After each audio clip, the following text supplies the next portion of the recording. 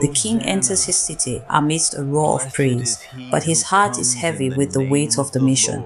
He rides not as a conqueror on a horse, but as the Prince of Peace on a humble donkey. Holy fire burns in the eyes of the Son as he reclaims his Father's house. He drives out the greed to make room for the grace, restoring the temple to its true purpose as a sanctuary for all. Faith is the currency of the kingdom, capable of withering the useless and moving the immovable. When you speak to the mountain in his name, the impossible must give way to the divine decree. The invitation to the feast has gone out to the ends of the earth. Do not let the distractions of the world cost you your seat. Clothe yourself in his righteousness and enter the joy of the King. You carry the image of the Creator within your soul. While the world demands its currency, God demands your heart.